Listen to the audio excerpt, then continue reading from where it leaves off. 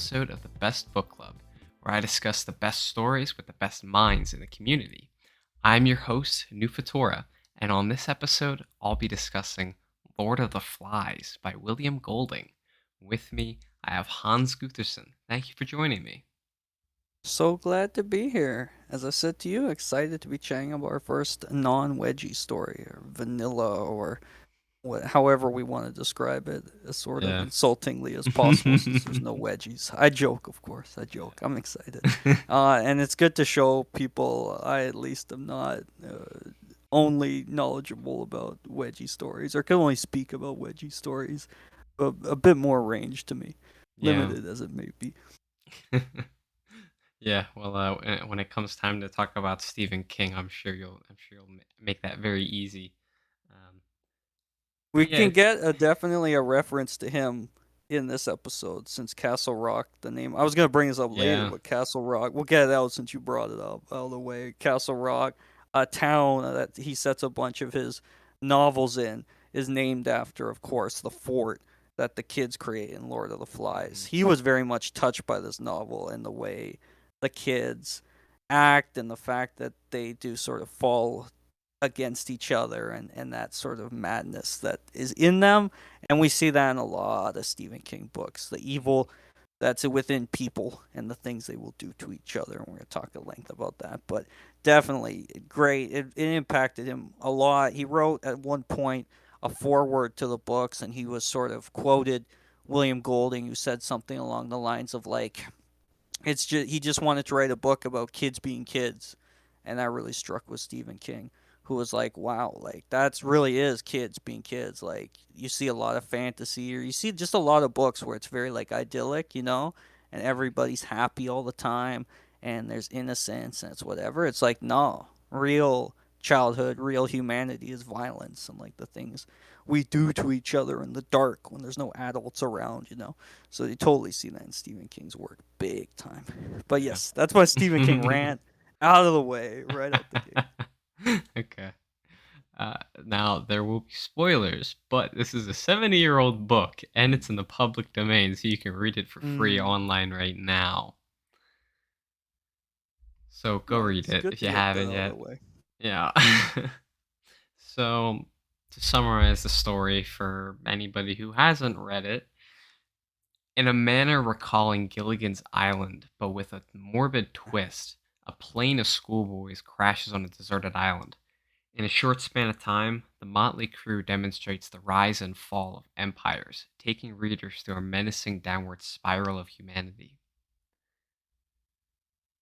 That's very funny you mentioned Gilligan's Island. Of all the like Lost on Island stories Yeah. you can mention, including Lost or ones like even more modern examples, or even the one that inspired Lord of the Flies that we could get to.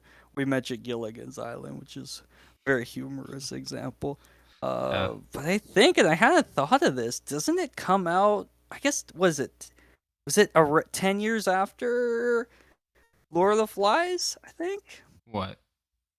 Gilligan's Island. I think the Oh, first I have episode. no Yeah, it comes idea. out about 10 years later. Interestingly enough, and it's obviously very funny. And all I haven't. I've seen some clips of it, and I know obviously they have movies, and they're like so unsatisfied returning to the real world. They have to go back to the island, which I think is one of the stupidest things ever.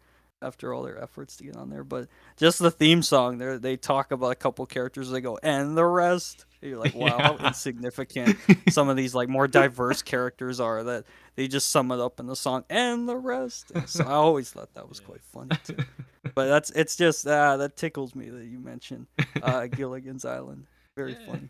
Yeah. I mean, just honestly, it was like one of the first deserted island stories that came to mind. So I was like, yeah, I mean, it's similar, so why not? It's funny. I like that. Yeah, it's a creative comparison, certainly. Yeah. Yeah. So, Lord of the Flies was first published in 1954, and it's considered a classic and staple in American literature, Mm-hmm. with the likes of Catcher in the Rye, for whatever reason, and To Kill a Mockingbird. Yeah, I think it really is one of the true classics. It's one of those that holds up to all the praise and stands the test of time, and not just in terms of quality, but also in how it consistently stays relevant. Yeah. No, you're totally right. It's funny that, like, because you mentioned American literature, but and it's a British book, despite America's attempts to kind of Americanize the story, which we may touch on a bit when we look at like the film adaptations. I'm thinking, of course, of the 1990 three. Is that correct? No 1990. idea. Sorry, 1990.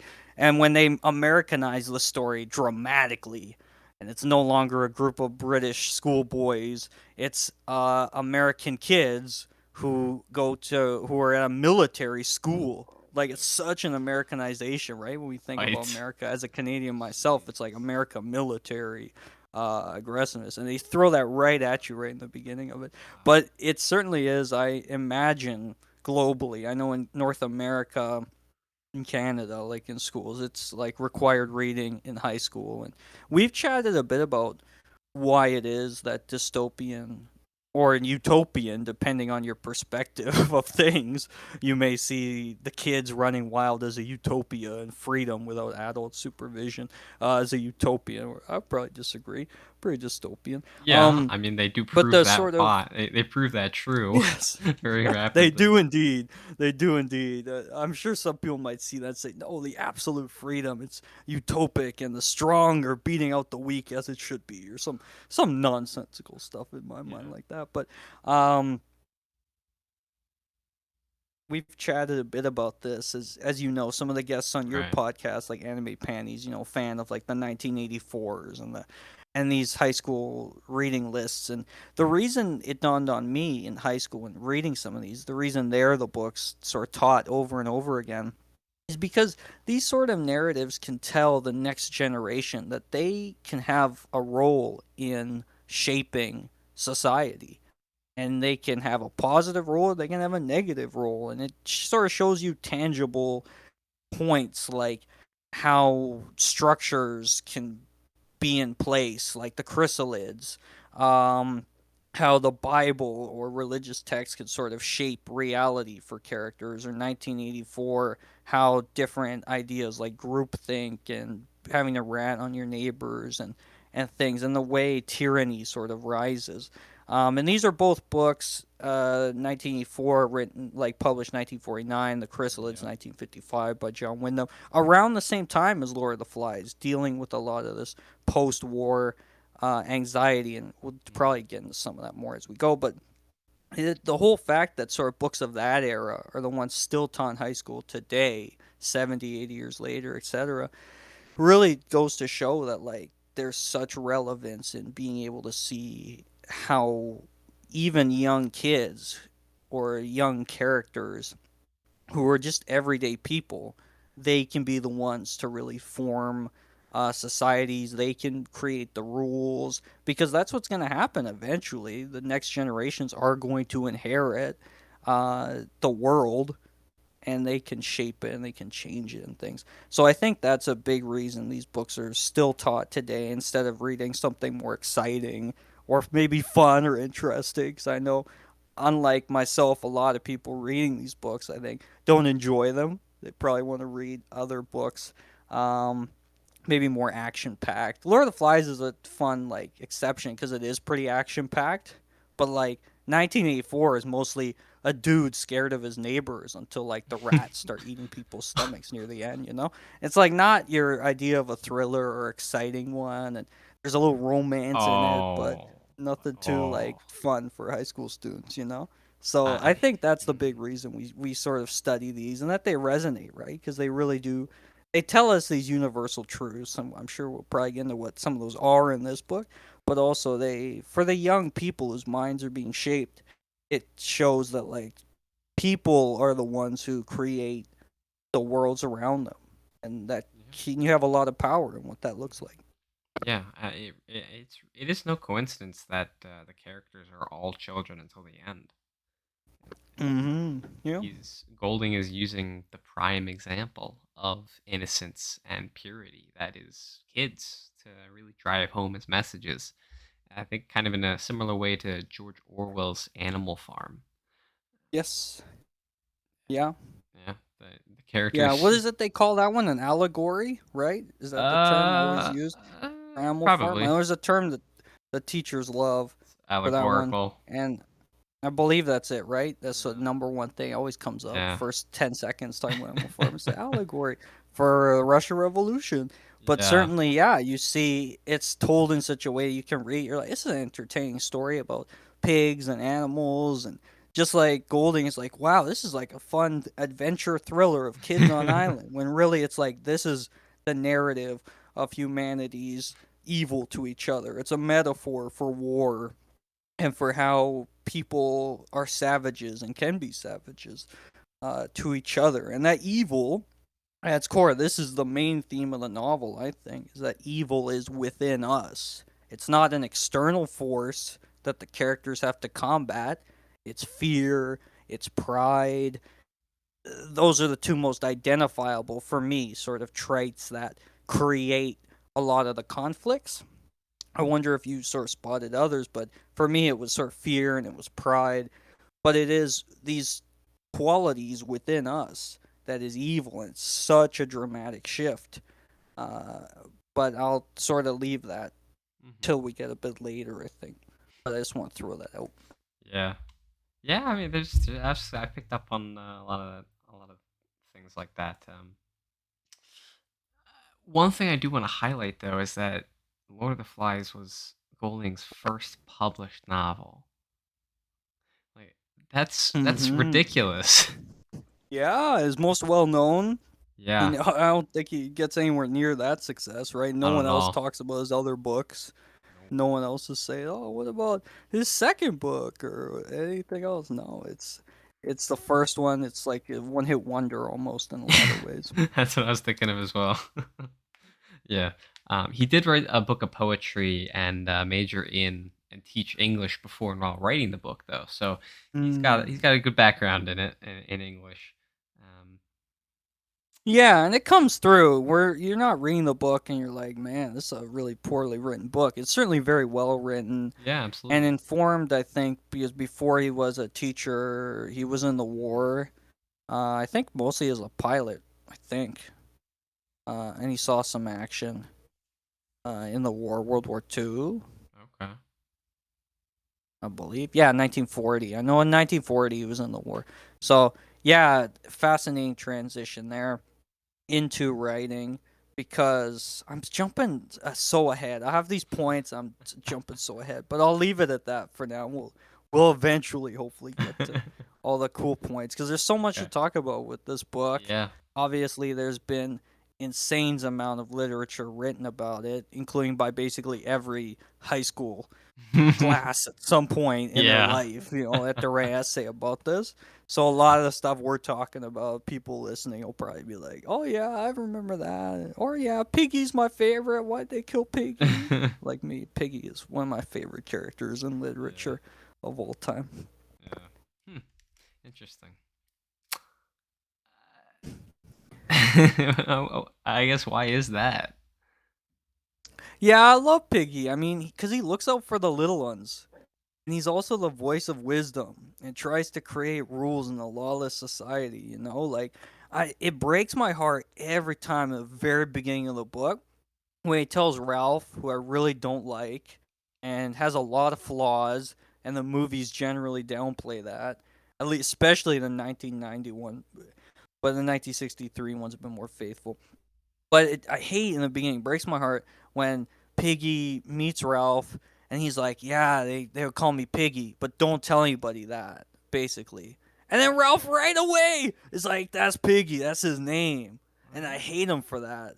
Rest of the book, I always hate Ralph for that, for outing him and sharing that secret like mean nickname, and then that's what he gets called. The entire story, I hate Ralph for that Like, so it is badly. entirely in character for him to do that.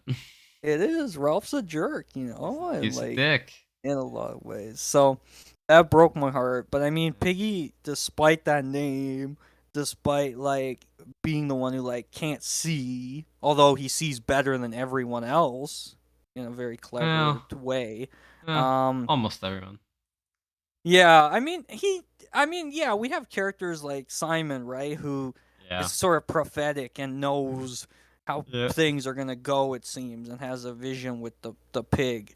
Um, but Piggy, I mean, he sees, I guess, in a different way than everyone else. He isn't driven by fear in the same way about the beast. He's very practical, and he really does try to bring like civilization and law to this very lawless society. He's the one who obviously brings the conch, right? And creates these rules for them to follow.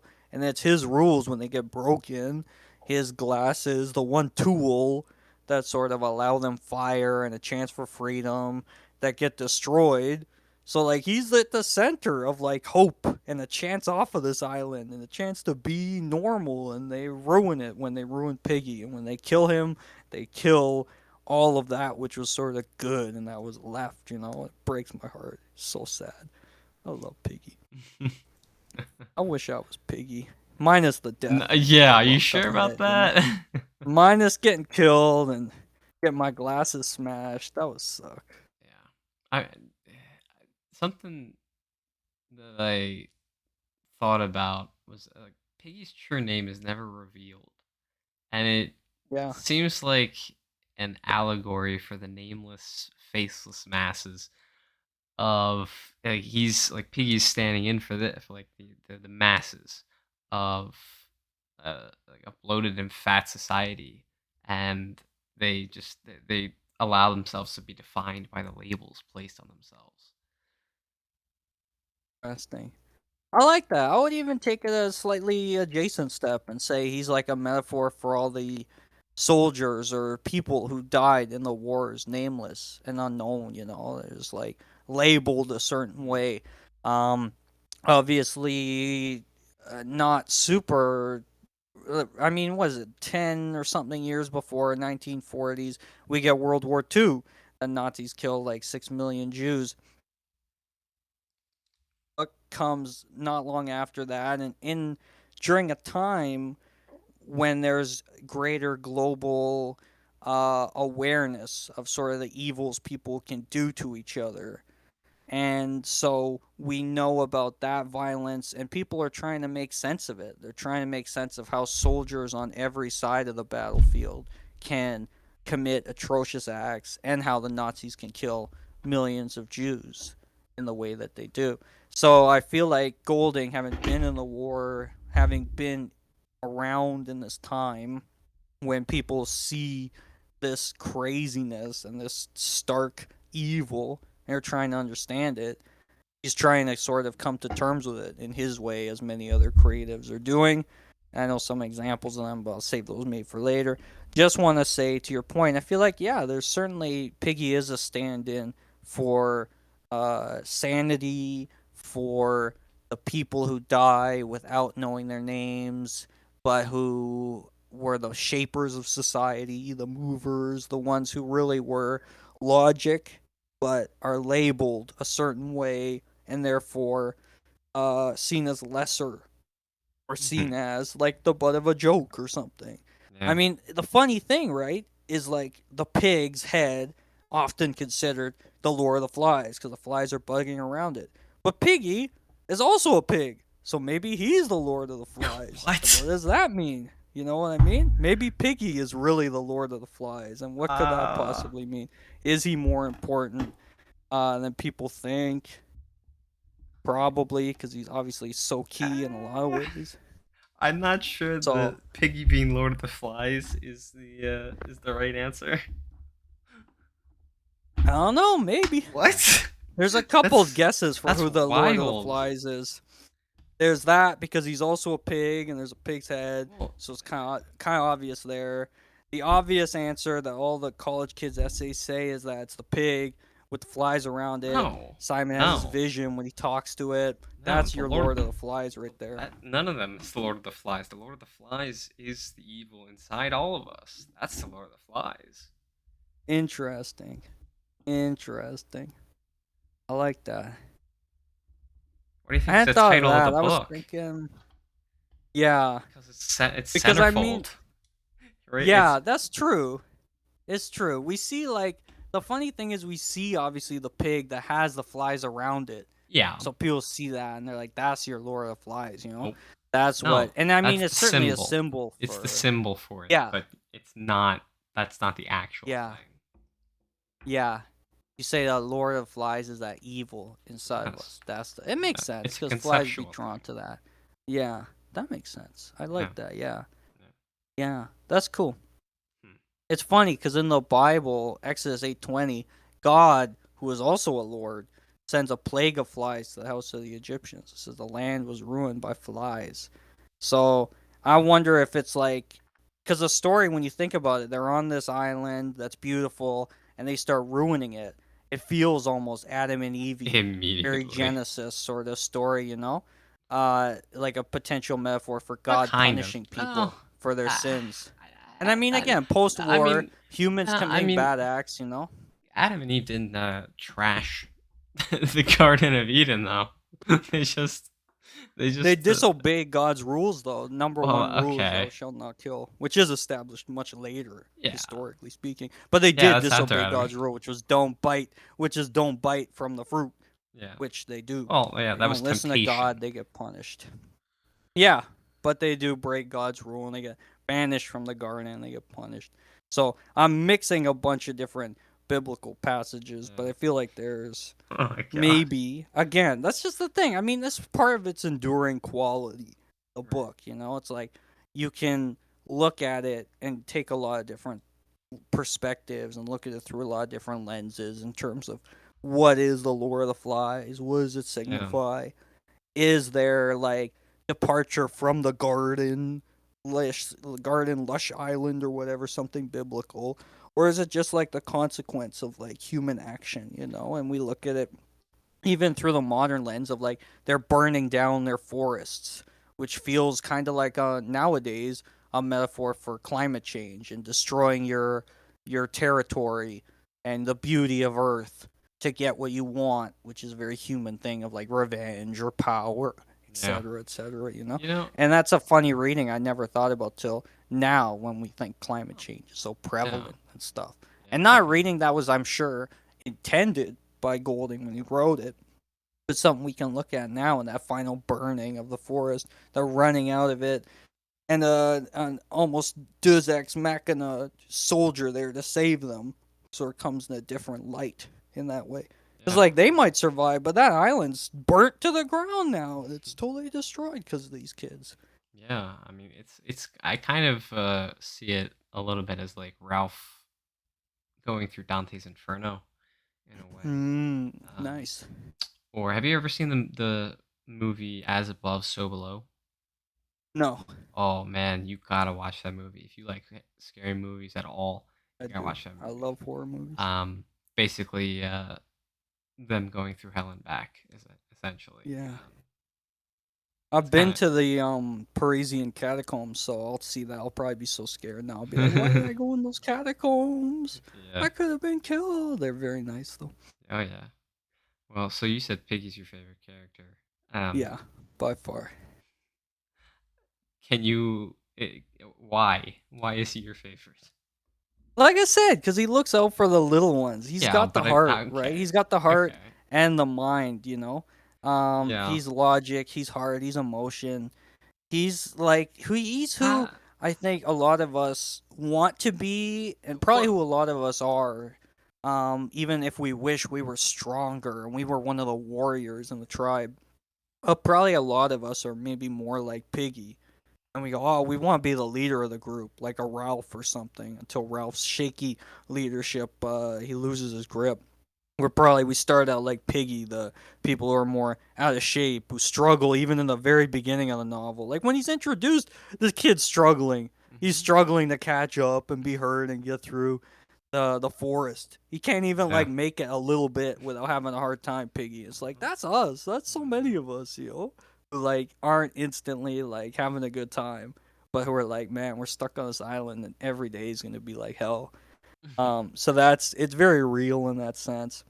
But just the fact he really is such a consciousness and he tries to protect people smaller than himself, which is maybe the only character who does that in the entire novel. Like there's Ralph who tries to sort of keep a handle on things, and Simon, who I know in the movies, but remind me, does he's also whipping the kids in like the book, right? No, Going out ways whipping, or is that just a movie thing? that's just a movie thing. There's no whipping. That's the movie invention, yeah. Yeah, I thought it was the lashing of the kids to. So I No. mean, and obviously him turning them into like soldiers is not really looking out for them. Um, but certainly Piggy's this one who tries to take care of people, and I think that's wonderful. And I mean, Mm. just the fact, like I say, he's trying to bring civility.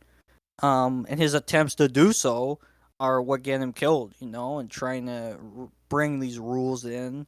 And I mean, he sort of creates systems and not just saying, oh, yeah, we should take turns talking. He's like, here's a symbol of that. And I mean, it's such a great metaphor for creating government, creating sort of laws, and the systems that we use to sort of govern behavior and how tenuous all that can be, because any day, right, people could just say, oh, what if I don't want to do that, or I don't want to respect these rules. And if there's no authority who can sort of keep people in line, then everything's going to fall apart. It's Yeah, kind of what Golding argues in the there's book. no So Piggy consequences. trying and failing is heartbreaking to me. Really Yeah, makes him one of my yeah, favorite yeah. characters. Basically, if there's no consequences, people go wild. Having no Mm. consequences is a bad thing. So, Yeah, for all you exactly. And even if creators, there are, for all you creators out there, put yeah, consequences in your work. exactly, exactly. And the wild thing is, like, at the end of the book, the soldier arrives there and he's just kind of looking at them, and Ralph's like, "Oh, there's two dead." There's no real sense that the kids are going to get punished for this. Like, the soldier looks away to the boat and leaves them to sort of gather themselves and like Yeah. get more civilized, and like and you think, you're like, wow, are these kids going to get away with what they did, and are they going to be haunted with it for the rest of their lives? And I Well, think they will be. I think that's kind of implied, but it's a good question of like what is going to happen to them after this. I mean, they're still kids. So, I mean, Yes. Yeah. the when the officer hears what they went through, what they did, um, he looks at them differently, but they're still kids. So, and they're all on their own. They have no supervision whatsoever. So, I think they're kind of excusing it for the moment. Yeah. It's funny because, and I want to bring this up. Right at the end, the soldier says, "This is the last lines of the book too, significant in that way. The Mhm. last dialogue that someone speaks is the soldier. He goes, "I know, jolly good show, like the Coral Island." And I had to look this up because I didn't know this, but the Coral Island inspired this novel. It's a novel from 1857 by Mhm. R.M. Ballantyne. Yep. In it, three boys, two of them named Jack and Ralph, get stranded on an island. Mm. And here's the interesting thing, they have to survive, but they end up facing very real evils which are external to them.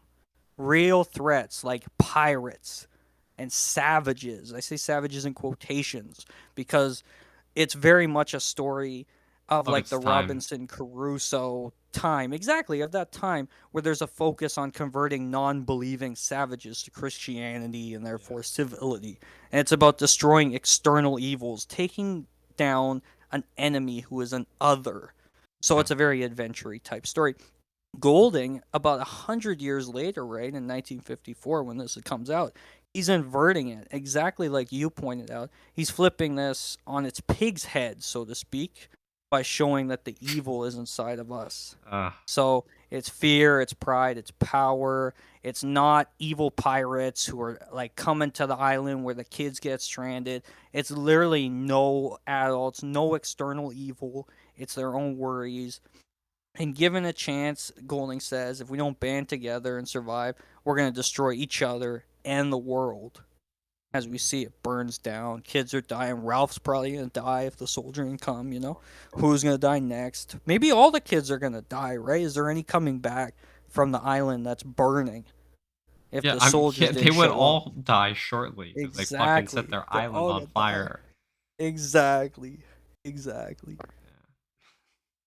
Yeah. So that Man. I thought was very significant too. Yeah. That inversion of it, the evil being inside us. Right. As Right. I mentioned, it's this growing sentiment post war when people are fighting, people are killing each other.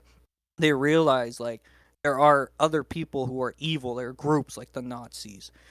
There are groups like the Japanese, the Koreans, who they're all fighting, especially in America and other places. But it's also like how trying to reconcile how people can be that, how they can do these things to each other. And he's not the only one doing this. In 1955, it's a really great movie called Bad Day at Black Rock, directed by John Sturges, set during 1945, so around the time this book comes out, and a town commits a heinous act of xenophobia, trying to cover it up. There's Seminole Noir Crossfire, 1947, directed by Edward Dmytryk, where soldiers, again soldiers, Bad Day of Black Rock, also a soldier connection, they're responsible for a bad crime that they perpetrate on someone who is an other. I'm giving very spoiler-free descriptions of these films, but they're very good. Highly recommend them.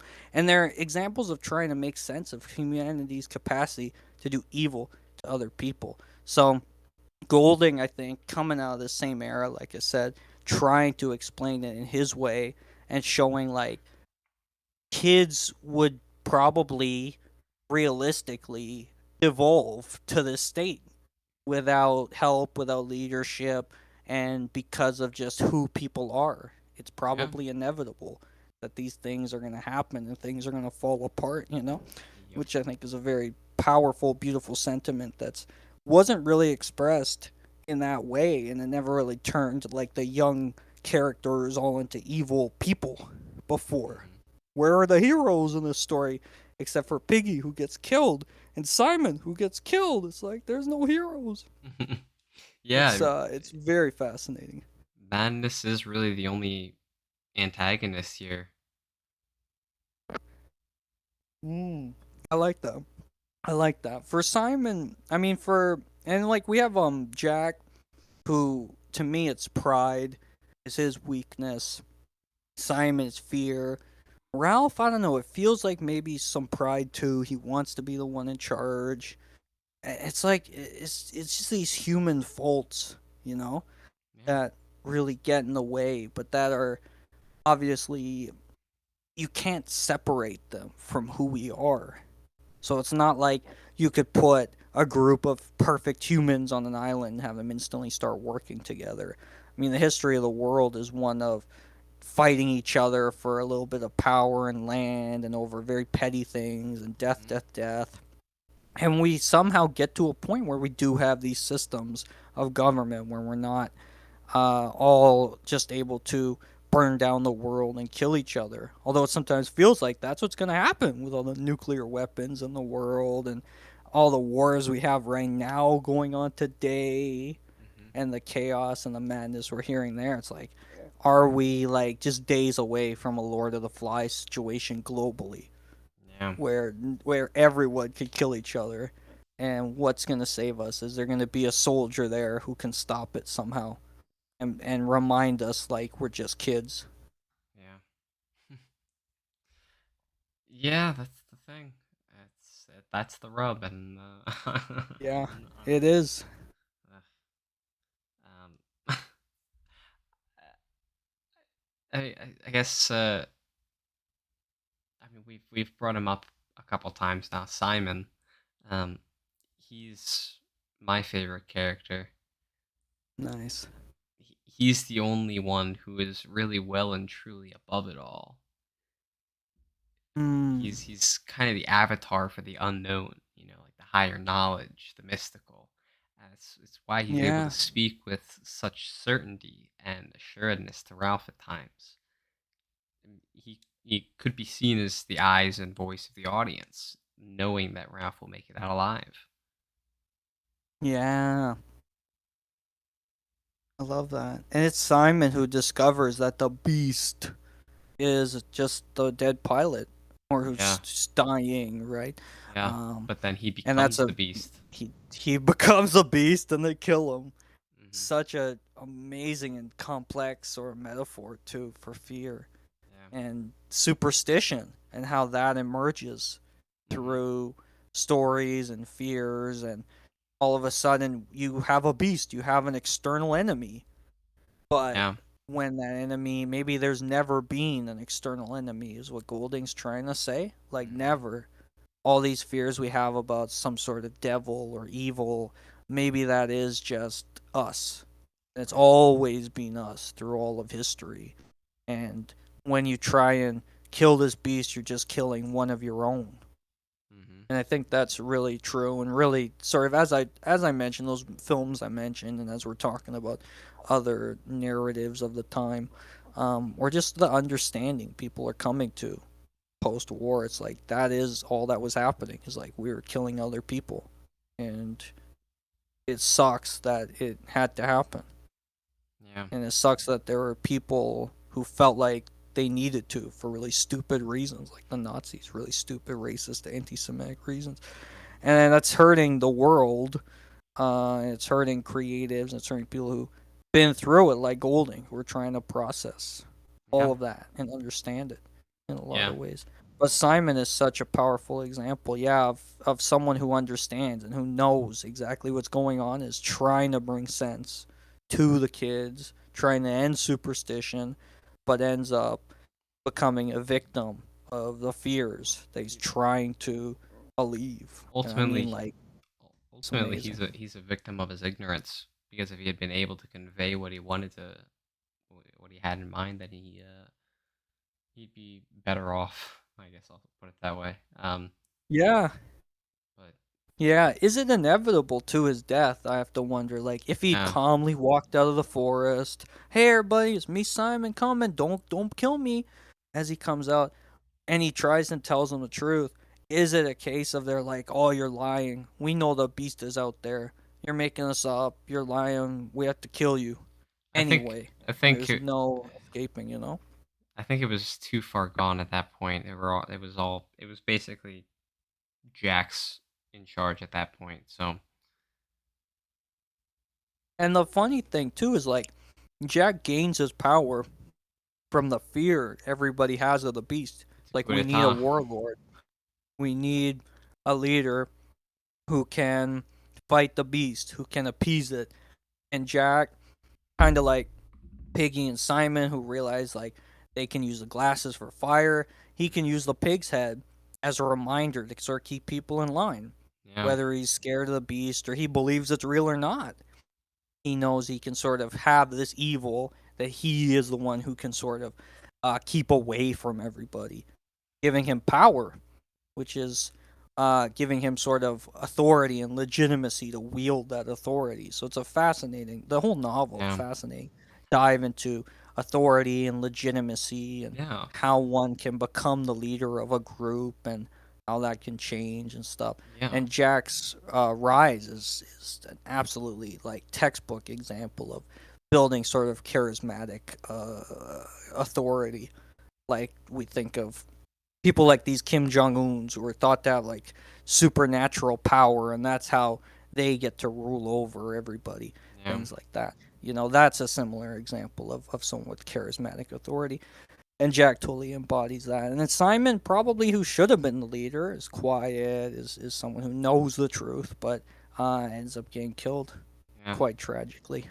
Well, the novel is really one of the most visual displays of what power looks like. Well said. Yeah. Uh, So Yes. I guess going along with our discussion on characters, I think I think Jack embodies adaptation. He's rather than holding on to hope of rescue and civilization, he tries to make the Mm, best of the situation. So in that way, he's a realist along with some narcissism and entitlement to power. yeah. He's also sort of a representation of taking the easy path. Mm, It's not always the best to take the easy path, especially um, if it's something that is really going to reward you. You usually have to work to get what's really rewarding, and it's easy to fall prey to compromising long-term gain for short-term happiness. Yeah. It's funny how it feels like such a game, the survival on the island, you know? Yeah. And it's fitting that it's children because reading it, it's not hard to sort of lose yourself very quickly in like, wow, it's kids playing at society and kids building at civility. And you wonder right away, you're like, oh, are they going to like come together? And they got fire early on and they have Hmm. and okay, there's some tension where some of them want to play at being warriors and hunt for food. And I mean, we know you're gonna need food, so we that's Yeah. okay. You know, it's all right that they're taking on these roles. And you wonder, like, as they're playing at this, are they going to, like in Coral Island 100 years earlier, be okay? You know, come together, work as a team, fill these different roles, and end up surviving until they get rescued, should Hmm. be inevitable, you know. And they sail home, grown as men and come of age, but no, not super worse for wear, you know. And that's obviously not what happens. It's the games that they're playing. It's this idea like, oh, I'll be the soldier, I'll be the tough hunter warrior, and I'll get the food. It's like I should have the power now because I have a weapon, not the conch, which is a great symbol of communication that Piggy brings to them. But it's like I have a knife and I have these sticks and I have boys who want to kill. So Yeah. therefore, I'm the one in charge, and I feel like we should just laze around and we don't need to return to the world as Sir Jack's perspective. We can, as you say, adapt to this reality on the island, make this our new home, but without implementing any of the things you need to make it sustainable. So Right. definitely this lazy route out of it. Whereas Piggy, Simon, and Ralph to some extent are trying to build something that will last. Jack is very much preoccupied with sort of the hedonistic pleasures of sort of day to day, where it's like, I want to go hunting, I want to sacrifice to the beast, and it's like, well, what about trying to, I don't know, start farming for food or things like that, you know? Anything that will give you like a renewable food source, for example. But no, they're just hunting the animals, sticking the head on the stick, and it's like Yeah. it's barbaric. Yeah. It's Oh yeah. barbaric, and it's not very useful to like a Yeah. very like, I don't know, like I keep spamming the word, but sustainable future on this island. So Yeah. certainly, I like your description that they're taking an easy way out. Absolutely. Yeah. Uh, I had to read this book for uh, an assignment. I got an English class back in school. And have you ever heard the song "Brain Stew" by Green Day? Oh yeah, yeah, yeah. I know Brain Stew. Yeah. Yeah. So the assignment, we had to pick songs that would match something, like it would match the mood, and the lyrics could line up with it or something like that. And I picked Yeah. one of the songs I picked for it was this, and Yeah. it's it was not a good choice because it's so explicit. But the middle Yeah. of the book where they've sort of gotten into a routine, and Ralph's reason is sort of slipping away. Brain Stew sort of seems to capture that to me. Yeah. Yeah. And I remember now in the book, Jack does beat one of the kids. I think his name's Alfred or something. Hmm. Um, so there's that violence there in him, and he's not looking after some of the other kids, and he's like certainly got some.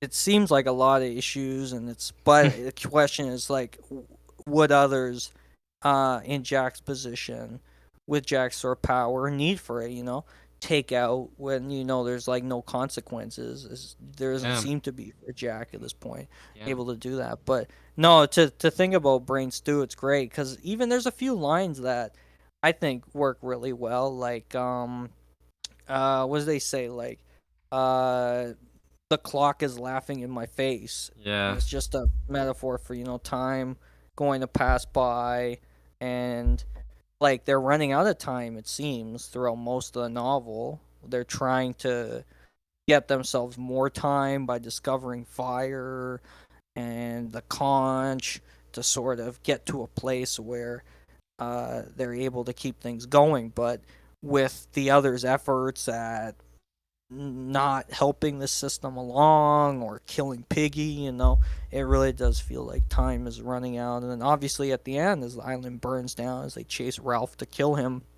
it's like it's his time is really gonna end, and he's gonna die, and the clock really is laughing in his face in a Yeah. great point, and like all the senses that Green Day sort of points out, so of like your senses getting dulled and crooked spine, it's like things falling apart, Wait a minute. and Wait a minute. that's what happens.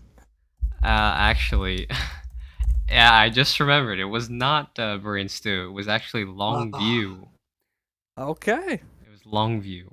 Still by Green Day, long but it was view. Longview. So it's even worse actually to to put into an assignment, but I did it. I like it. I like your audacity. Yeah. Um, let's see here. So, What'd you think about the ending though? The soldier being there and saving them, and them sort of like devolving again back to like kids if they ever weren't that. well, actually, there was something that you said that I wanted to speak on. Is the one that at the point that Jack starts just completely indulging everything he wants to do, it's not Jack anymore because it's Mm, he's hiding behind the face paint. yes. He's becoming somebody else. Um, so in the end, when the ship comes and the officers on the beach, they're forced to um, they're forced to face who they have to become again, and I think it's super disheartening for a Yeah. lot of them. Yeah, it really is. Yeah.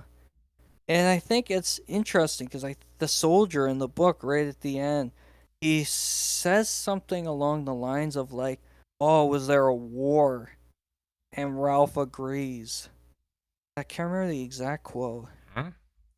but I thought that was so fitting because I Mhm. mean it's exactly what's sort of happening between the painted boys who are hiding their identity and Ralph, Piggy, the rest who are themselves as much as themselves as they sort of can be in this, and it's obviously like one of the more out and out references to war that we get. We know that the story is set in sort of a warish era. There's been a war that's happened prior Yeah, to this and sort of during the book's beginning. So the fact that the boys sort of like, and the soldier at the end is like, calls it a war that well, the kids have, and y- like it also wonders if it's just like fun and games for them too, and uh, like the sort of power of that final scene where you're like they have no idea like what happened to these kids,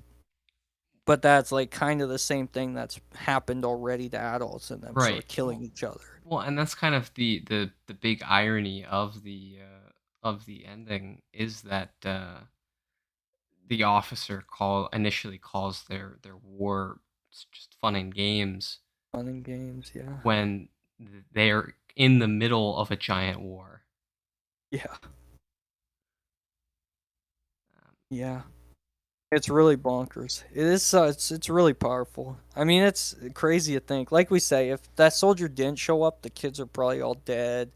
With the soldier arriving, it's like you get that hope, but you also have like the kind of fear of like, wow, these kids are gonna go back into reality, and like, are they gonna be able to cope with what happened, and like that almost more tragic thoughts of like their future now, and obviously we're left with the idea of like they might have been rescued, but like the people rescuing them are doing their own version of what these kids are doing, just on a grander scale, fighting another group and killing, and it yeah, never really ends. That sort of narrative in some ways. So, yeah, yeah. No, I was curious what you thought about that ending. It was yeah, cool to hear your yeah, thoughts. absolutely. Um, Yeah, it's. I mean, there's so much to this to the ending, but I guess I'll because Ralph is such a primary focus of the ending. Um, I guess I'll talk about my thoughts on Ralph in general.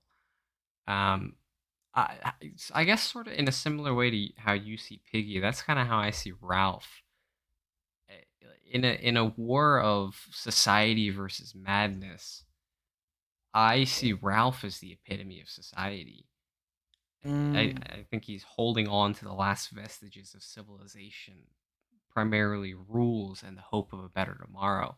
And he's grasping at those straws with an almost zealous fervor, though the madness is able to find purchase even in that bastion of humanity. It's taken the form of a curtain of befuddlement that sweeps over his mind from time to time. And it increases at a normally alarming rate, but it's hardly noticed or given attention because of the bubble that this little band of boys has found themselves in. yeah. I like that. I mean, to me, Ralph has a lot of flaws and problems. He's like set to Absolutely. give up his role as a leader, and it's Piggy who says no, don't do that. Who's again trying to bring that like civility, trying to bring order to this world. And Ralph's Mhm. kind of like his mouthpiece in some ways, because he knows Piggy seems to know like Ralph's more well liked. He's got a bit more charisma and other than the little ones, Piggy doesn't have many supporters. Well, He really is the butt of the joke from the very beginning. But Ralph has some of that support, although he can't really. He wins the initial vote for leadership, you can't but he can't continuously really keep marshal it. that. Yeah, Yeah. I'm Yeah, exactly right. Yeah. I'm curious. Like there are a couple times in the book where the it speaks about Ralph as though he's kind of like leveling up, I guess. Mm, Like where interesting. like at the one point where the book basically just says Ralph he was like a thinker now, and he could recognize thought in other people, like any Mm, like when he started to fully realize the value of Piggy. Um, do you think those moments are Ralph thinking about himself? interesting. Yeah. And I mean, it's fascinating because Piggy gets killed. Ralph is this last bastion of order, society, the last symbol, last person who sort of believed in it to some extent. In my mind, not as much as Piggy. He wasn't the one I introducing don't the know. conch or I don't fire and know. things. But so he runs away, and the goal is to kill him because if you can kill him, he really is the last semblance of it on Yeah. the island. The fact they don't kill him is maybe a signifier of like there's still hope. Right. Obviously, Innocence dies with Piggy, and the others, obviously Simon, and the fact they've done this to each other. Innocence dies with Uh, Simon. yeah, it first dies there, and then it gets murdered over and over again. We get They beat like the dead Jack and the horse. boys. Yeah, they're beating on the kids to get them to join Jack's tribe. Sam and Eric Reagan beaten up. And obviously Chase and Ralph burning down the forest. It's like multiple times at which like innocence is getting butchered by these kids, and childhood is ending in very violent, graphic ways. But I think Ralph is certainly significant in that like he is the last one standing who isn't Yeah. corrupted. Well, yeah, that's So I think that way he's really key, yeah, definitely. absolutely. And like, I think initially Piggy's the one who sticks to society and civilization the most, but in the end, it's Piggy who's kind of starting to get swayed to join Jack's tribe when Ralph isn't. You think He's so? I mean, yes, Piggy's yes, the one who's saying you don't absolutely. have the conch, right? You No, can't no, there's speak, and he gets killed for that. well, Like trying it's to introduce that. when before they decide to go for that feast, that meeting, um, with Simon, um, they they're talking, and Piggy's doing most of the talking as usual. And he says to I can't remember if it was before or after Simon. But he says to Ralph, "Hey, maybe," like, he suggested to him, like, maybe we should go. Like, maybe we should go to Jack's tribe. They have to go there because they stole his glasses too. That's why Piggy needs to go there. Well, it wasn't when they had the glasses. It was like Piggy was suggesting that they join Jack's tribe. Okay. Yeah.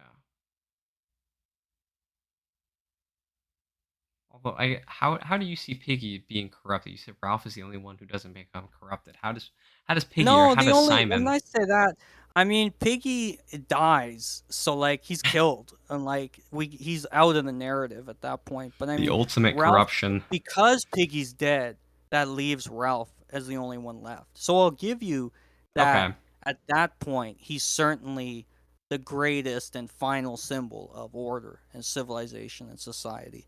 I mean, we have a list of things that Piggy does to try and bring order, and Ralph is just goes along with a lot of this. We have Yeah. the conch, we Okay. have the glasses, you know?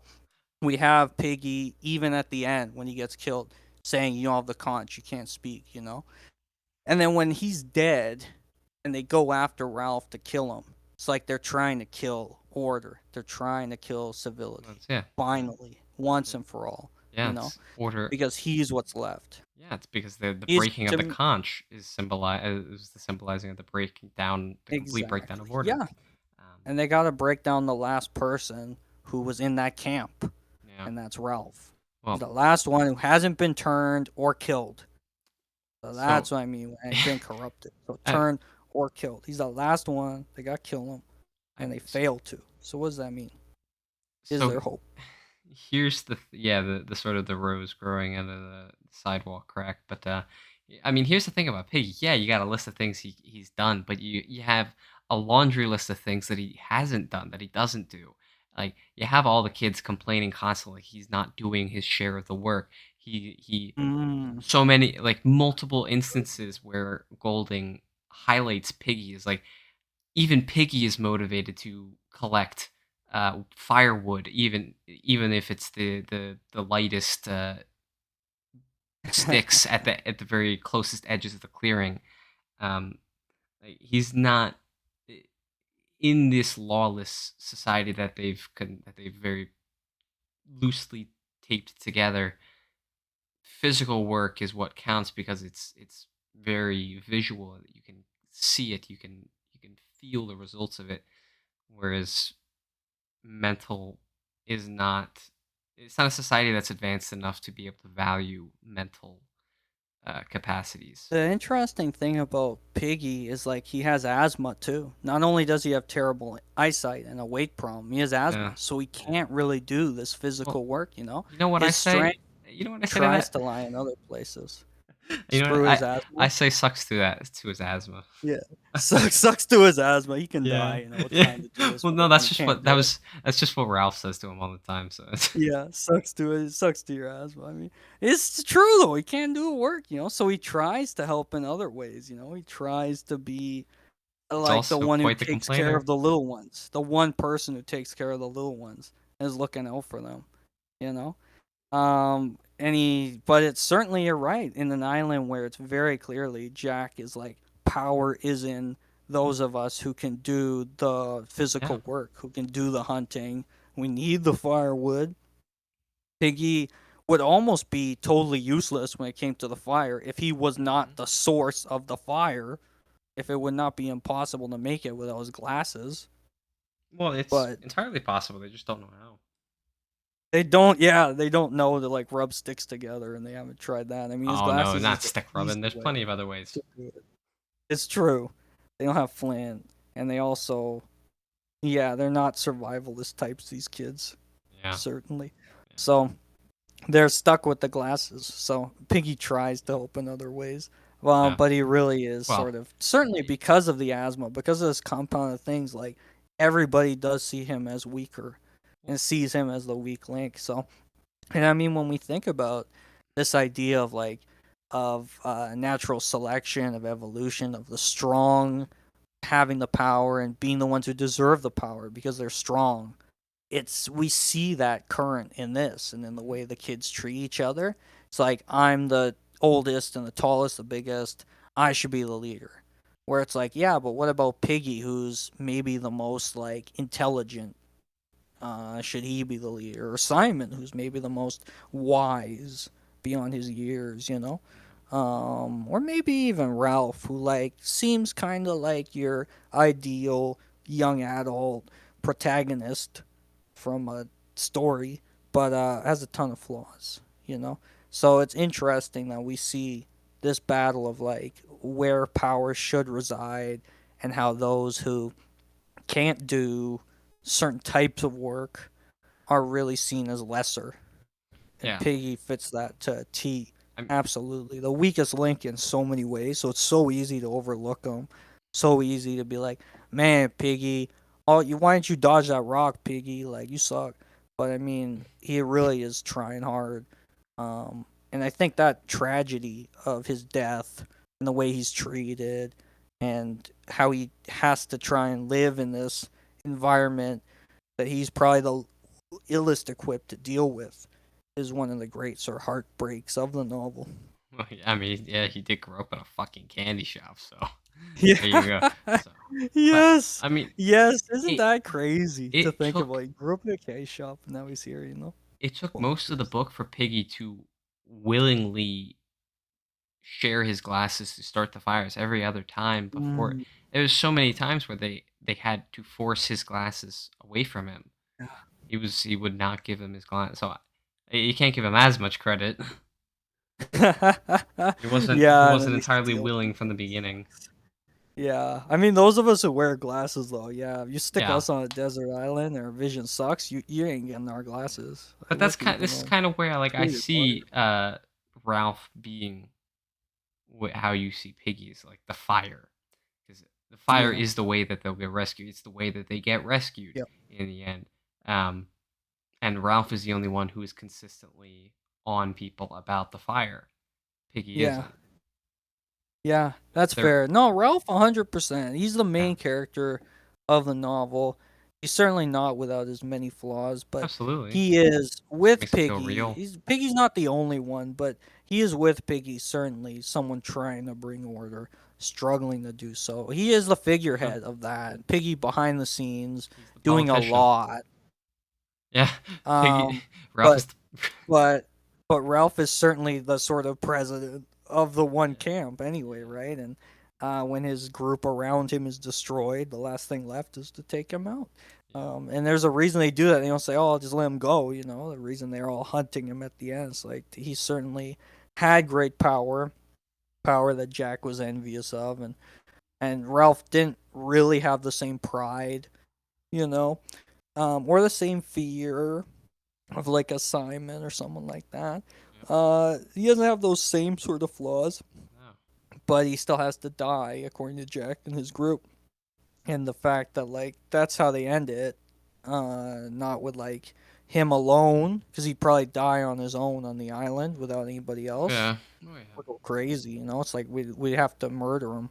And it's just how far they've gone, you know. That like without any real reason or need to, they feel like they have to take him out, and it's kind of bonkers that they've gone to that point.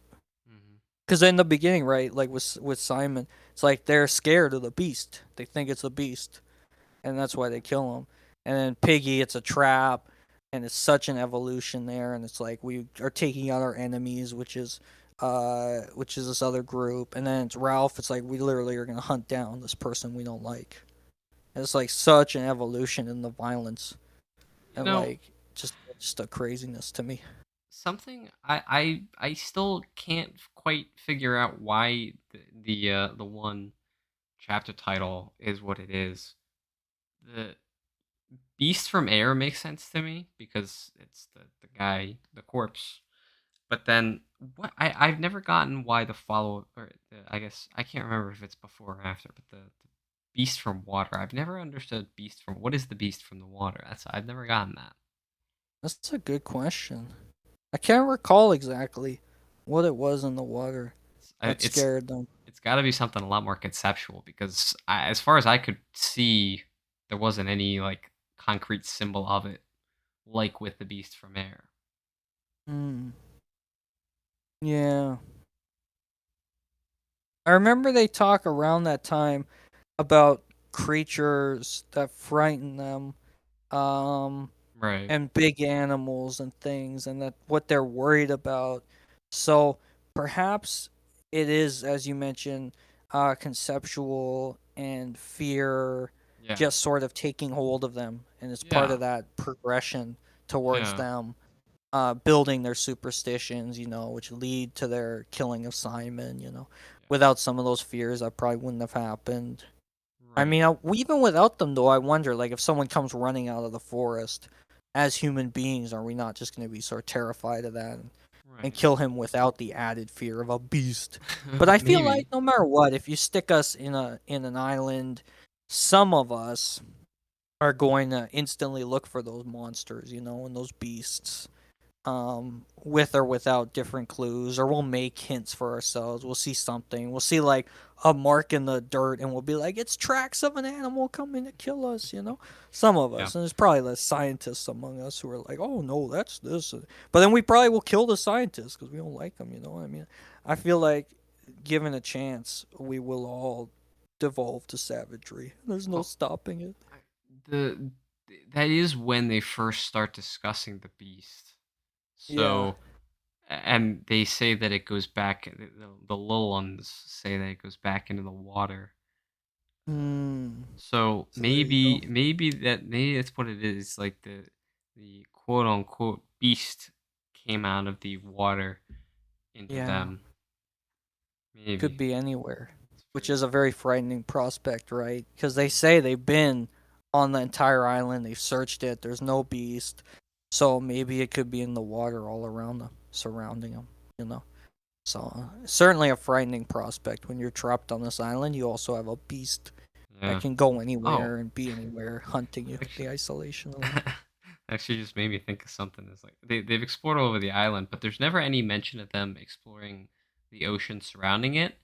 But Yeah. there's a time or two where they just casually mention that they don't want to get they don't want to run into like the hungry sharks or whatever the fuck. Like they just casually mention sharks, and it's such like a casual throwaway thing. It's like, how did they find out about the sharks? Where the fuck did these come from? Yeah. Did one of them get Yeah. bit? It's a good question. Yeah. And I guess explains why they're not trying to, like, I don't know, build a raft or something or take off. I Yeah. guess they're too scared of sharks or something. Bizarre. Yeah, no, it's funny because we don't even know where they are in the ocean, really, and like Well, we how know that far the they could be Pacific from Ocean. land. I don't know. Yeah, that's true. Pacific Ocean. Yeah, that's a good point. Yeah. So yeah, no, it's funny to think about. Basically, they see terror everywhere and enemies everywhere outside of themselves. But what they don't realize, right? And I don't know if they ever realize it because they're still kids. Maybe Ralph, because like you said, he gains us wisdom, and he's the last one alive to sort of to know things. Yeah. Is like these enemies that they're creating, the sharks in the water, the beast on the island, um, whatever, even each other as enemies. It's like those are creations of their own fear Yeah. and the evils of their own hearts, trying to, like, I guess, make sense of what's happening to them, and try to make themselves the heroes. Jack sees himself as like the leader who can Well, yeah. bring food to the people and oversee everything, and Ralph is society and order, and Piggy is also society and order, and Simon is sort of wisdom and trying to bring truth. But he ends up, like, as we noted, like the consequences of those actions, as there are Right. many, and often it's death Well, and is what happens to you for trying things in the that's Lord of the Flies and in real life in some ways. that's one of the among the long list of things the of why this book is great is one of the damn it, slipped away from me. That, that shows why this book is great. One of the biggest things is that Golding was able to capture the humanity of evil not believing itself, evil believing itself to be right, or however you say it. Like that's shown so well. It's like none of the evil things that like Jack is like he's trying to he believes he's right. Ralph, like everybody believes they're right, so who actually is right? I don't think Yeah. anybody is. Yeah, no, exactly right. And it's not simple. It's not black and white. It's why we say Ralph is such a gray character. Piggy, as you rightly pointed out, he might be wise and smart, but he's not pulling his weight at all. And Yeah. therefore, his value to the group is diminished in a lot of ways, and it's Yes. problematic. Um, Yeah. for him to be on the island, when you gotta survive and he's not helping that, is he hindering it in some Yeah. ways and things? So yeah, no, it's very interesting to me how the characters are trying to create society in their own image or based on what they think is good and positive and most needed. Um, Also influenced, of course, by their own hubris or other instincts and insights. Yeah. And how that leads to chaos for this group of kids. Right. And it's hard to know if like things could have played out differently Yeah. Well, if they could have survived on there. They don't give themselves a chance to answer that question, but I'm really curious to know like could they have lived on the island in peace or is that yeah. just not possible, with the combination of things they had going for them. Yeah. Yeah. I mean, the first time that Jack and Piggy visit Jack's tribe, um, it's awkward at first, and people don't really know what to do. And then, as soon as Piggy becomes the center of social derision, as the book says, Mm, um, then order is restored, and everybody it's everybody's friends again, basically. Um, yeah. as long as the feast's happening. Because Yeah. Yeah. Simon dies. But Yeah. In their dance during after the dance. Yeah. Yeah. It is yeah, it's really a fascinating look at how society devolves. It makes me wonder, like, would that happen to us today, or if a group did that today, yeah, and would with that just be what happens? Is there any way to avoid that? I mean, we do have real life examples of plane crashes. I'm trying to remember because you know that the new TV series Yellow Jacket that's really never heard of popular it. is based on, I think it was Brazilian soccer team crashed or something, and some of them did resort to cannibalism, like in the show Yellow Jacket. Wow. Um, in real life, I forget when that was, but I can look it up. And I mean, they were stuck there for a while and long enough. But I mean, like, is it inevitable? That in certain circumstances, things are just gonna go totally fall apart, and there's nothing we can do about it. And it's a very depressing idea and maybe truth. Yeah. And I guess like in their case, probably like they weren't all dead when they got rescued, the Brazilians, and they admitted to like the cannibalism. So Yeah. maybe they had enough of a system to sort of keep Yeah. Maybe. some order, but I don't know like how tenuous all that is, in real life. And in the book, it shows like this sort of construction of society is so tenuous, Yeah. and it's so hard when you have egos to balance and just everything that makes us human, competing to want to be in charge. Yeah. It is really sort of terrifying It look is very scary for me. when you look at just how close to the edge we are of anarchy. Yeah, And it's really thin. I can't remember what the phrase is, but yeah, very tenuous threads, I suppose, holding absolutely. everything Yeah, and together. It's true. It's true. The plane was Uruguayan Air Force Flight 571. This was in Okay. 1972 Oh, that it crashed, and there was like yeah, it was 72 days that they were, wow. I think, in I think the mountains, I believe. Yeah, and there was like a rugby team there, and it was freezing temperatures.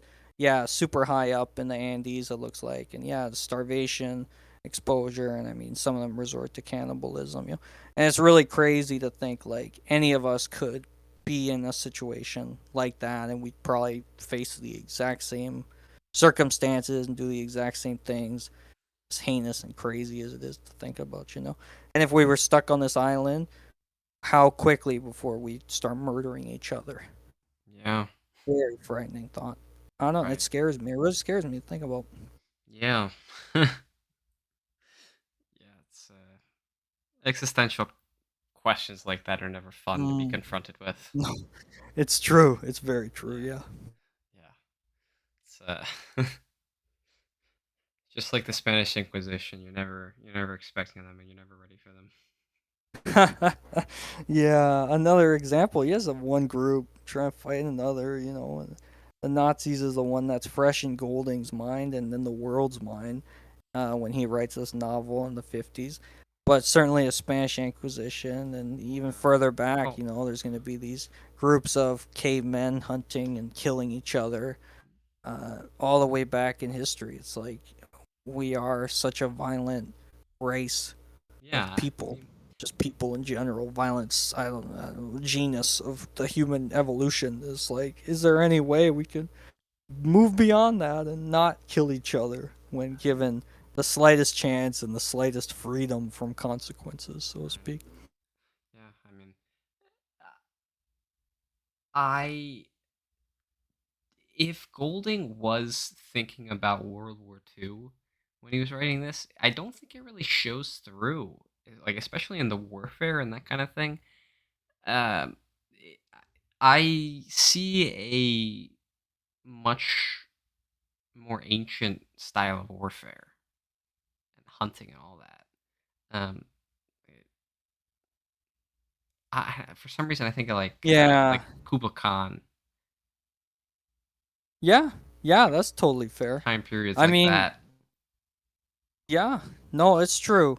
I because they're stuck on an island. Well, Obviously, yeah, we don't see them digging trenches and rolling out tanks or something. They're fighting with what they have.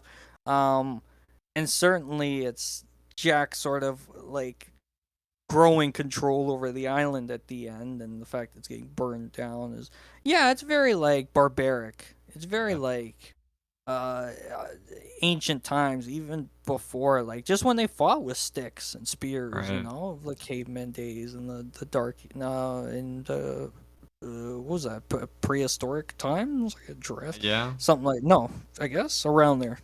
Well, that would Sorry, be I'm caveman not a times. yeah, I'm not a human timeline, unfortunately, of history. Not a I'm of history wedgie buff. stories.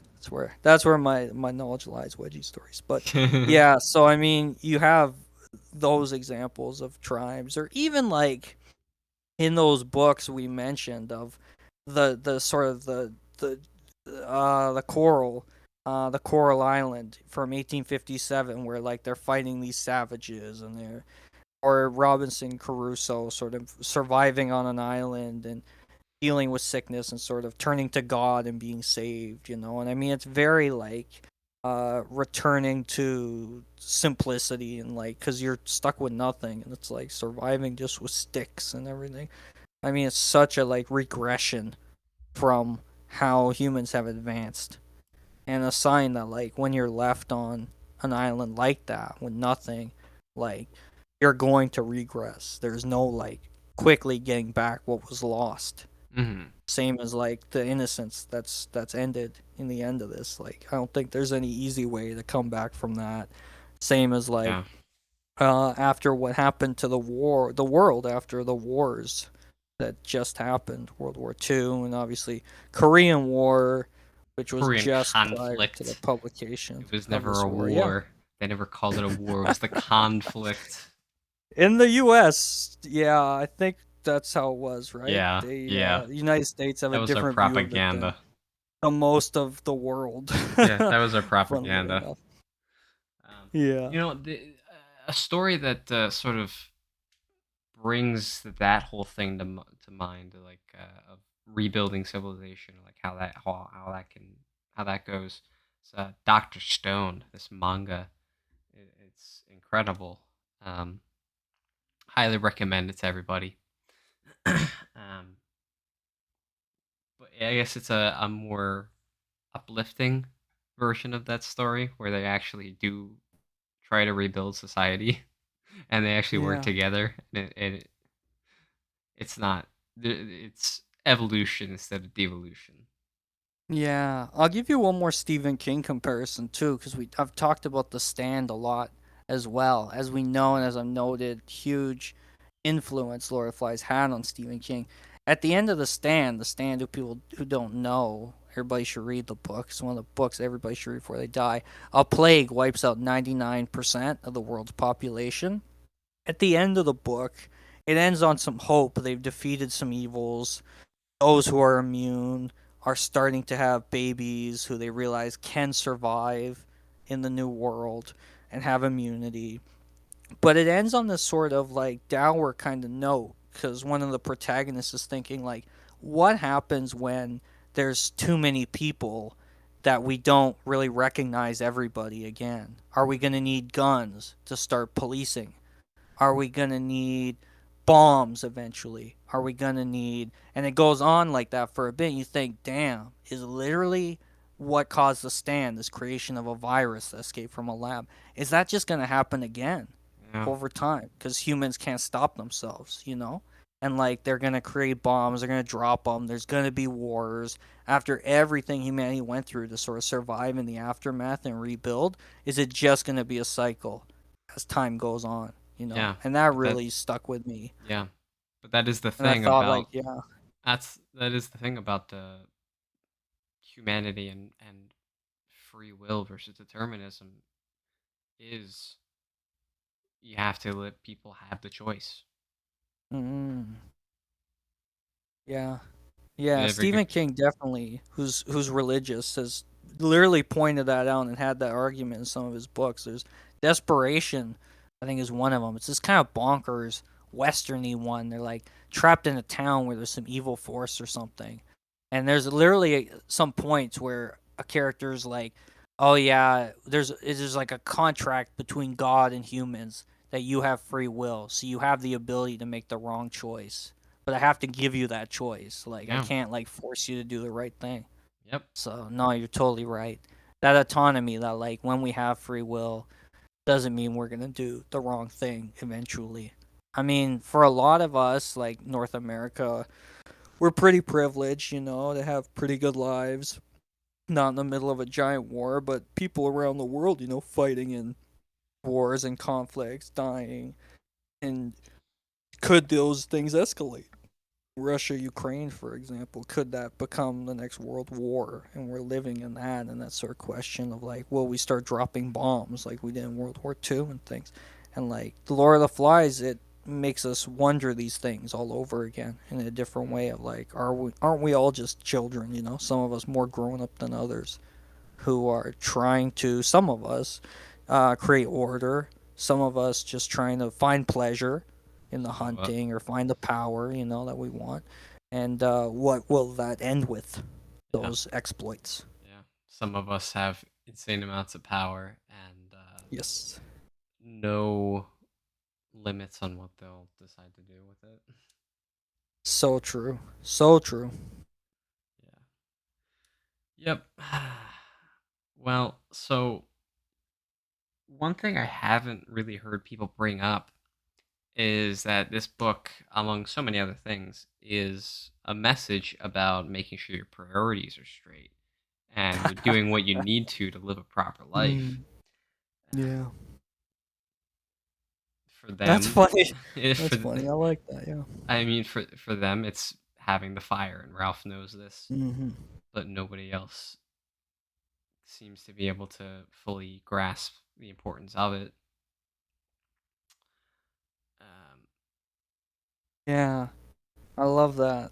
It's funny because when you think about Lord of the Flies and the analysis written on it and what we've been talking about, there's like the Yeah. post-war reading, there's the exploration narrative of like travelers arriving to a new land and exploring it, like the Crusoe, the Coral Island.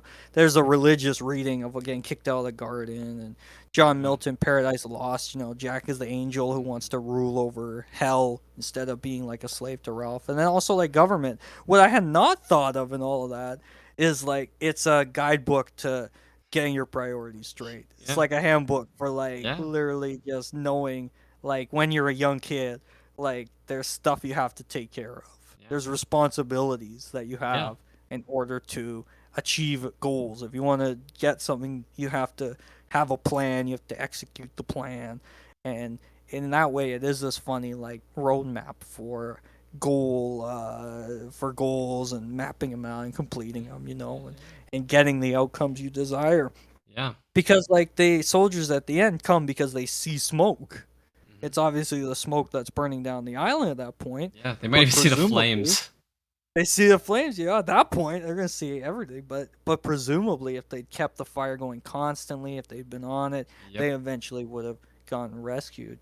Mhm. But when you're on an island, you're surviving. There's those priorities you need to think of. I know when I was in Boy Scouts, it was very quickly a thing of like you need to have water if you're Mhm. lost. You can live like what was it, a couple weeks or something without food, 52 but you can days. only live 3 days without water is what it was. Yep. So, I mean, that's pretty scary to think about and something to tell a bunch of Boy Scouts who aren't probably, hopefully, going to be in that situation where you need to know that. But you need to have fresh Yeah. water, you need to get food, you need to have shelter, obviously.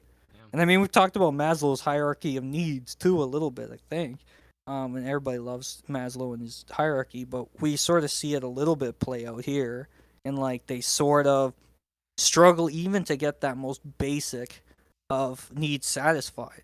Yeah. So there's no way possible going to be able to move to the higher tiers of like even like just creative thinking. The only one who sort of is kind of near that is maybe Simon and Ralph, who are thinking in hallucinations, and then Simon with his visions. Seizures. But that's a kind of problematic like vision kind of thinking. But Yeah. yeah, I love that interpretation and reading of it is like you really have to get your priorities straight, and Yeah. obviously super helpful for kids reading it, right, Yeah. in high school I'm and stuff. It would be helpful for them to think in that terms, which well, I I mean, never considered. yeah, Yeah, that's I great.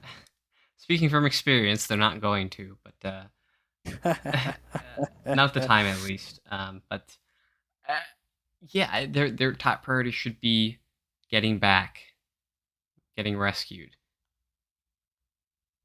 but Yeah. they go in a route that I guess the word that you love to use this episode is, like, it's not sustainable to do that. Hmm. Yeah. They'll very quickly burn themselves out, even if they're able to survive for a couple of years. They have no women, so It's what are they true. gonna do? It's true. There is no There is continuation a of their firm society time there. limit Yeah. on this, Yeah. Yeah. It's no matter what absolutely you do, right. Yeah. except getting rescued. So they need to get that should be their top priority. Yeah, So it's yeah, true. It's getting off this island. Yeah. No, you're right. it's just it's a lecture. I like that. Yeah. It's funny because I know you're someone who's interested in legacy, Mhm. and I wonder too, like because there's no Yeah, women and they real can't quick. carry on themselves. So what could uh, their legacy be like Okay, on this island? real quick. I am very interested in Legacy. I hope the writer Chloe continues it soon. Just had to Nice. get that joke in real quick, but anyway, please continue. Yes, please. Great. Yeah. No. So I'm just curious. Like, do you think?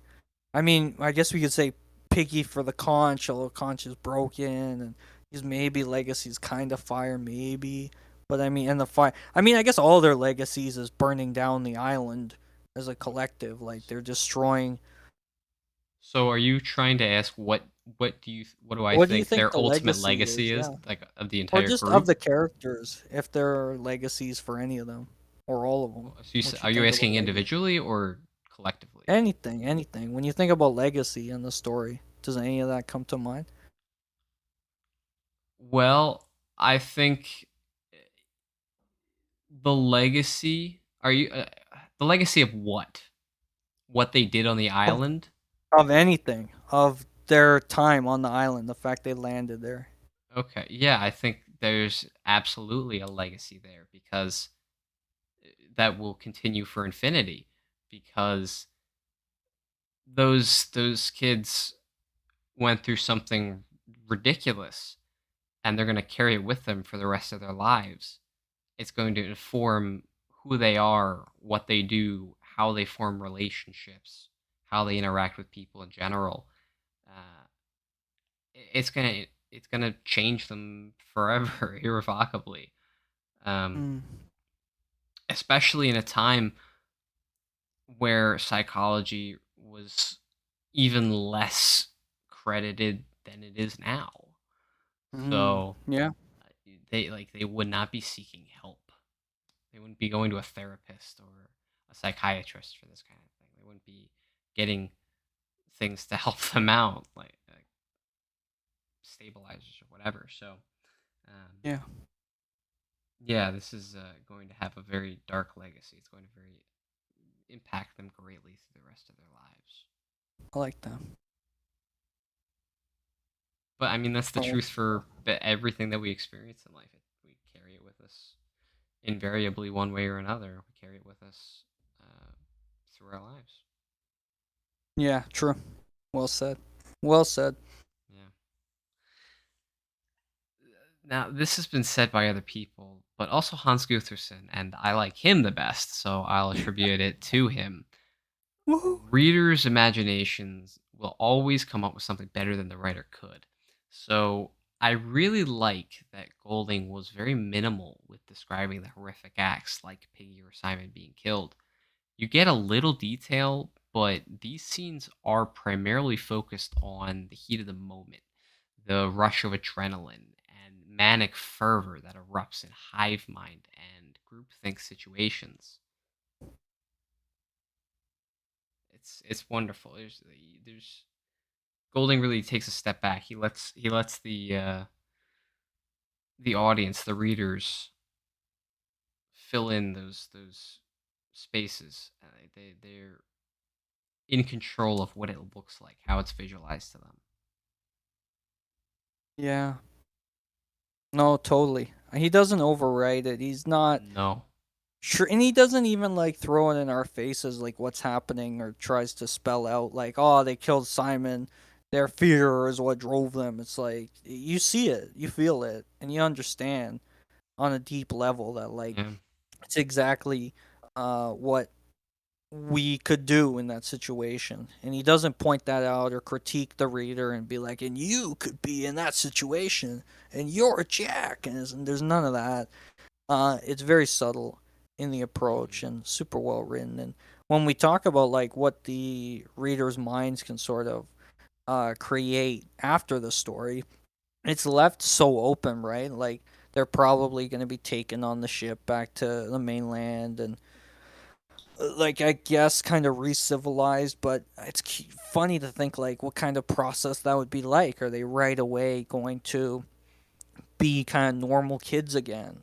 Like, Yeah. and we talk about you mentioned like you said, Dark Legacy. Everything they do is probably gonna be informed by that. Because even if they don't get in trouble for killing the people, I am of the mindset that that sort of act changes you for the rest of your life, and Absolutely. you're gonna carry it, and it's gonna affect you, and it's gonna ruin you. And like a lot of movies, TV, they sort of play off that. They're kind of like, oh, they kill somebody and whatever. But it's like, no, that's gonna if you, even if you don't get caught, like your life's ruined. Like you're never Yeah. gonna be the same. Yeah. And I like when narratives explore that. So I imagine these kids would be sort of deeply scarred by that. But Golding doesn't say it. He doesn't have a like an epilogue where he's like, and the kids were scarred and some of them killed themselves years later. None of that, which I could see like a Stephen King doing, for example, say like X number died this way, and some are living on the street as drug addicts. So we don't know. Like we have no Yeah. idea what happens to them Yeah. after this, which is Yeah. I very mean, fascinating. and really, I mean, the book is not yelling at the readers like you are. This is you. It's like just kind of leaning on your shoulder, murmuring in your ear, like, "Hey, buddy, what say we? Let's say we don't become this, huh?" That's really all it's doing. Oh, I love it. Yeah, absolutely. It is such a like a subtle uh allegory and hint to people that like this is what can happen. Yeah. Yep. Yeah, that's that. I think that sums it up. um, how do you think pigs came to this island? It's a great question. I have no idea how things get where they are, right? Maybe it's a Pangea situation where the pigs were on this island and they settled there for a long time before the lands, split apart. Because Maybe. originally, right, the world was one giant continent, and that's Yeah. how everybody got to different parts of it. So maybe there were already a large number of pigs here at some point, and they kept breeding with themselves over and Mm, over and over again. That, or could who knows? Maybe there was a plane crash before years earlier, and there's a bunch of pigs on the plane or something. Could be a lot of different possibilities. so maybe they were really sent there to cleanse the island of this super inbred population of pigs. That could be it. Yeah, that could be exactly it. There really is a beast, and it's these pigs that would be super inbred over Yeah. like maybe millions of years. Who knows? Yeah. Yeah, I got no idea. Maybe, yeah, I don't know. Maybe they could swim. I maybe I think the Maybe Pangea they thing could. maybe I think the Pangea thing makes sense. It's just funny that like Yeah, no other animals are really mentioned. It's just the pigs. yeah, yeah. I think they see some birds and stuff, but yeah, there's like Oh, really? basically Okay. no animals. I think right. I think right in the beginning or something, he sees a bird. He thinks the bird's talking to him, but it's Piggy. I think that's how it starts. Yeah, yeah, yeah, yeah, yeah, yeah. Yeah, there's a bird or something. Yeah, you're right. You're right. Yeah, and like, but Okay. that's basically it. It's like, Yeah. yeah, not many animals. They don't have much food, probably that they could even eat on this. Feels like their time from the very beginning is kind of limited. Well, I mean, they That's eat why, all the random you know. fruit that they find, Yes. whatever fruit that Yeah. is, whatever that is. They're lucky they don't get poisoned, you know? Like, Or like when they drink from like water in a river, I was like betting the first time. I was like, I bet that's not good for them. They're all gonna get sick and they're all gonna like well, watch them like die or I something. actually wonder, like, with especially with how often like Piggy has to go into the bushes or whatever. I wonder if that filter that fruit is sort of giving them diarrhea or whatever. Could be, yeah, it could be bad for them. Totally. Yeah. I mean, I just think I'm pick like, what do you think this fruit actually looks like? I'm picturing something like just like a weird looking fruit.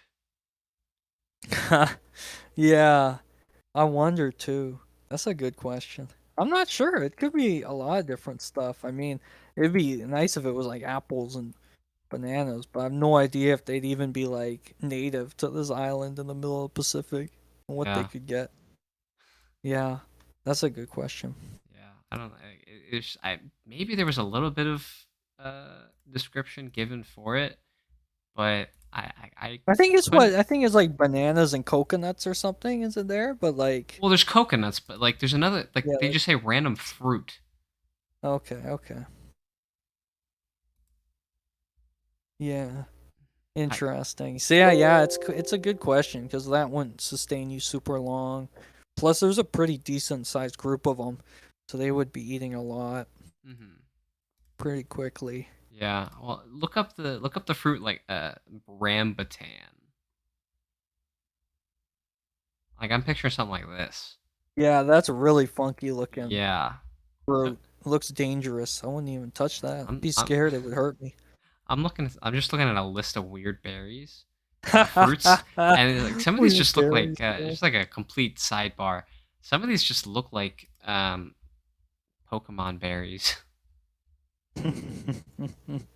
But anyway, Nice. um Yeah, maybe it's like guava or something too. You know, yeah. because that's like a tropical fruit. Could be guava. Yeah. There's like a Yeah. weird one, like That's a durian or something that like looks weird on the outside, but is actually really good. hmm. I don't know what it is, but anyway. Yeah. So basically, I kind of see this whole book as a battle of the id Jack, and the super ego Ralph, Mm, with Simon and Piggy to a lesser extent as the ego or balance. I like that. It's Carl Jung, right? It was Jung who came up with all those Yeah, concepts.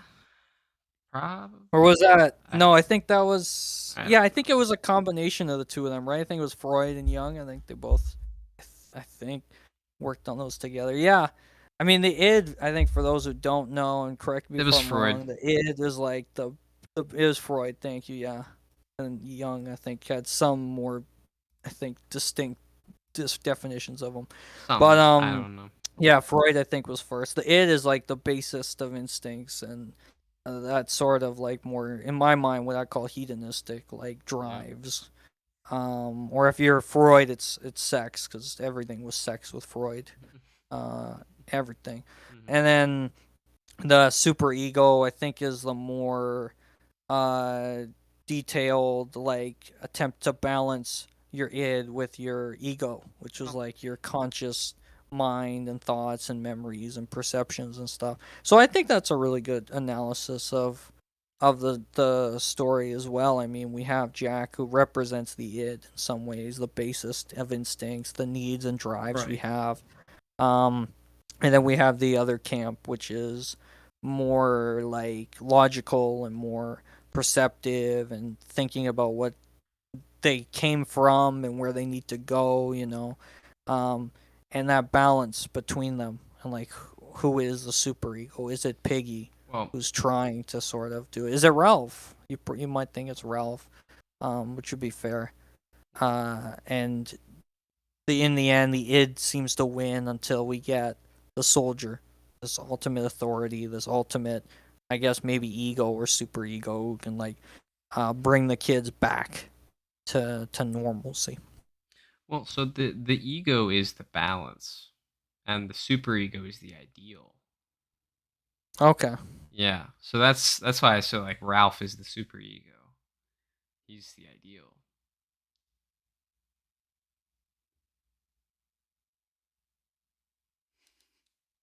Yeah. Um. I yeah. That's all. I guess that's all I have to say on the book really. Yeah, no, I Is think there, we covered a lot and it went yeah. super deep I for a guess story that's not about wedgies and doesn't have any, thankfully, because they're all young kids. yeah. But no, this was great. Yeah. I guess one small thing is that the Golden got 8 rejections from publishers before the eighth on a he resent it to the eighth, and they took him in after that. Amazing. Um, and J.K. Rowling was rejected 12 times. So for all you Yeah, creators, you stick with it. yeah. In the words of Michael Scott, never, ever, ever give up. Nice. Michael Scott, he knows what's up. He never gave up. Yeah. Well, is there anything else you'd like to discuss? No, I think you covered it in great depth. For those who haven't read Lord of the Flies, the 1% of all of humanity, it's a definitely a very good book. It stands up really well. Yes. Like 50, 60, 70, 70. 70, I guess, years 70. later. Yeah, 7 years later. Math, another one of my not strong suits. Yeah, 7 years later. Really stands up. Watch the 1963 movie, directed by Peter Brook and written by him. It's way more faithful to the book than the 1990 American one. Although if you love American movies and are more 1990s and you want to see the kids as American military school kids who should be more well behaved because they were in military school, Yeah. but fall apart just the same. You watch 1990, but it's certainly not as faithful. So I Yeah. recommend the 63 one. But no, this was super fun to chat about. I hope you have me on to talk about more non-wedgie vanilla stories in the future. Absolutely. I'd love to. Is there anything you'd like to promote? To promote. Think I ahead. mean, I'm working on more Anguish Horizon, Awesome. as well as continuations of the other two stories, Lure of the Night, and the other. So And those the will other. be. for you to sort of keep an eye out for on my page. And more, hopefully, best book club episodes are on the way, so we have those to Absolutely, listen yes, to. yes. Hopefully, I get to be on more. Oh yeah, that's shouldn't even be a question at this point. Woohoo! Oh, so ends the first discussion with Hans Gutherson on a vanilla novel. Thank you so much for coming on. So glad to be here. Thank you so much. Always an honor and privilege and pleasure to be on with you, my friend. Thank you. Absolutely. Now, if there's anything that you'd like to hear me discuss, or if you'd like to come on for an episode, leave a comment or send me a message on DeviantArt or Lucky Fetish as New Fatora. Thank you for listening, and I'll see you on the next episode of the Best